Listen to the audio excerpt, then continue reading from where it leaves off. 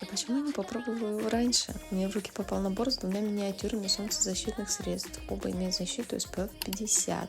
Оба санскрина наносила в период ужасного пекла, и проявили они себя отлично. Для себя выделила тот, что в голубой упаковке. Он имеет более легкую текстуру, тонко ложится на кожу и не выбеливает ее. Белый же более плотный, чуть-чуть тяжелее ощущается на коже и очень сильно выбеливает ее.